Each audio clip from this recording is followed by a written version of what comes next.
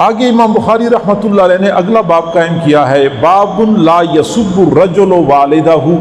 ایک آدمی اپنے والد کو گالی نہ دے، ایک آدمی اپنے والد کو گالی نہ دے۔ آگے جو حدیث ہے میں اس کا مفہوم پیش کر سکتا ہوں، لفظ بلفظ ترجمہ کرنے میں ٹائم لگتا ہے، تو اس میں حضور صلی اللہ علیہ وسلم نے فرمایا کہ تم میں سے کوئی آدمی اپنے والد پر لعنت نہ کرے اور کوئی آدمی اپنے والد کو گالی نہ دے۔ تو صحابہ نے عرض کی اللہ کے نبی، کوئی آدمی اپنے والد کو گالی دے سکتا ہے؟ کوئی آدمی اپنے والد پر لعن طعن کر سکتا ہے؟ فرمایا جی ہاں، جب کوئی آدمی کسی اور کے والد کو گالی دیتا ہے تو وہ اس کے والد کو گالی دیتا ہے، گویا کہ یہ اپنے والد کو گالی دینے کا ذریعہ بن گیا ہے۔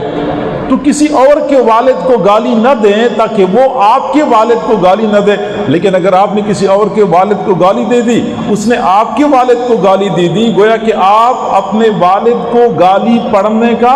ذریعہ اور سبب بن گئے ہیں۔ اسی طریقے سے ایک آدمی دوسرے کے والد پر لعن طعن کرے، وہ اس کے والد پر لعن طعن کرے، تو گویا کہ یہ اپنے والد پر لعن طعن کا باعث بن گیا ہے۔ یہی وجہ ہے کہ قرآن پاک میں اللہ تعالیٰ نے ہمیں سمجھایا ہے کہ یہ جو کافر لوگ ہیں، مشرک لوگ ہیں، اللہ کے علاوہ دوسروں کی عبادت کرتے ہیں، تو تم ان معبودان باطلہ کو برا بھلا نہ کہو، وہ جو باطل معبود ہیں ان کو گالیاں نہ دو،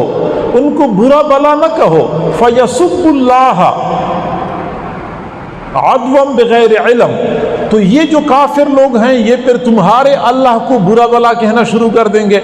اگر تم لوگ کافروں کے خداؤں کو برا بھلا کہو گے تو وہ تمہارے حقیقی اللہ کو برا بھلا کہنا شروع کر دیں گے، تو لہٰذا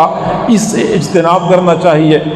اب ہمارے معاشرے میں عجیب معاملہ ہے کہ کسی کے ساتھ تھوڑی سی ناراضگی ہو جاتی ہے تو فوراً اس کی ماں کو گالی دے رہے ہوتے ہیں، اس کی بہن کو گالی دے رہے ہوتے ہیں، تو وہ اس کی بہن اور ماں کو گالی دے رہا ہوتا ہے۔ اور بھائی لڑائی دو بندوں کی آپس کی ہے تو اس میں ماں اور بہن کو درمیان میں کیوں لایا جاتا ہے؟ یہ ماں اور بہن اور بیٹی اتنی سستی ہو گئی ہے کہ آپس کے عناد اور بغض کے لیے ان کی عزتوں کو پامال کیا جاتا ہے۔ تو لہٰذا حضور نے یہ تعلیم دی ہے کوئی آدمی اپنے والد کو گالی نہ دے، یعنی کسی اور کے والد کو گالی نہ دے۔ اگر اس کو گالی دیں گے تو وہ اس کے والد کو گالی دے گا، یوں گویا کہ ایک آدمی اپنے والد کو گالی پڑھنے کا باعث بن گیا۔ امام بخاری رحمۃ اللہ علیہ نے اگلا باب قائم کیا ہے، باب اجابت دعاء من بر والدیہ، ایک آدمی اپنے والدین کے ساتھ اچھا سلوک کرتا ہے، اللہ تعالیٰ ایسے بندے کی دعاؤں کو رد نہیں کرتا۔ والدین کے ساتھ حسن سلوک کرنے والے کی دعائیں اللہ تعالیٰ قبول کرتا ہے۔ امام بخاری رحمۃ اللہ علیہ نے آگے ایک لمبی حدیث پیش کی ہے کہ بنی اسرائیل میں 3 بندے کہیں سفر کر رہے تھے، ان کو باد و باران اور طوفان نے گھیر لیا، تو مجبوراً ایک غار میں پناہ لے لی۔ پہاڑ کی چوٹی سے ایک بہت بڑی چٹان گری اور سیدھی غار کے منہ پر فٹ ہو گئی۔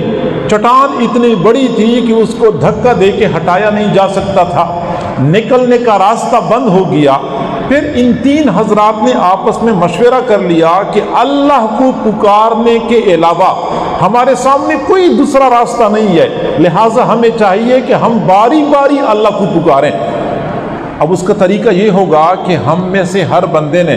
زندگی میں جو بھی ایسا عمل کیا ہے جس عمل کے بارے میں اس کو زیادہ بھروسہ ہے کہ وہ اللہ کے ہاں قبول ہوگا، تو اسی نیک عمل کا واسطہ دے کے اللہ سے دعا مانگنی چاہیے۔ چنانچہ ان میں سے ایک بندے نے اللہ سے دعا مانگی، کسی نیک عمل کا واسطہ دیا، تو کہ اللہ میں نے فلاں عمل آپ کی رضا کے لیے کیا تھا اور اسی عمل کے تصدق اور توفیل سے ہمارا یہ مسئلہ حل کر دے، تو چٹان تھوڑی سی کھسک گئی اور ان کو ہلکی سی روشنی کی کرن نظر آ گئی، لیکن نکلنے کا راستہ نہیں بنا تھا۔ پھر دوسرے بندے نے اللہ کے سامنے اپنے کسی نیک عمل کا تذکرہ کیا کہ اللہ میں نے فلاں عمل آپ کی رضا کے لیے کیا تھا، اسی عمل کے طفیل ہماری یہ مشکل حل کر دے۔ چٹان تھوڑی سی اور کھسک گئی لیکن نکلنے کا راستہ پھر بھی نہیں بنا تھا۔ پھر تیسرے بندے نے دعا مانگی کہ اللہ آپ کو تو پتہ ہے کہ میرے بوڑھے والدین تھے، میں اپنے والدین کی خدمت کیا کرتا تھا، دن کے وقت بکریاں چراتا تھا اور شام کو بکریاں واپس لاتا تھا، بکریوں کا دودھ نکال کے پہلے والدین کو پیش کرتا تھا، پھر اپنے اہل و عیال کو پیش کرتا تھا۔ اللہ پھر تجھے یہ بھی پتہ ہے کہ میں ایک دن بکریاں چرانے کے لیے لے گیا تو چراتے چراتے دیر ہو گئی، جب میں رات کے وقت گھر دیر سے پہنچا میں نے جلدی جلدی بکریوں کا دودھ نکالا تاکہ میں اپنے والدین کو دودھ پیش کر لوں، لیکن میرے والدین سوئے ہوئے تھے۔ پھر اللہ تجھے یہ بھی پتہ ہے کہ میں نے دودھ کا برتن ہاتھ میں لیا ہوا تھا، والدین کے جاگنے کا انتظار کر رہا تھا اور وہیں پہ کھڑا تھا، میرے چھوٹے چھوٹے بچے مجھ سے دودھ مانگ رہے تھے لیکن میں بچوں کو دودھ نہیں پلا رہا تھا کہ پہلے اپنے والدین کو پلاؤں گا پھر اس کے بعد بچوں کو دودھ پیش کروں گا۔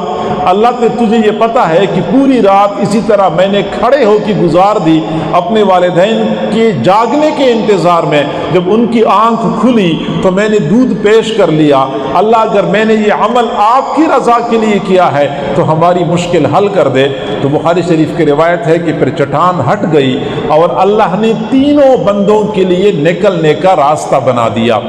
تو والدین کے ساتھ حسن سلوک کرنے والوں کی دعائیں اللہ تعالیٰ رد نہیں کرتے۔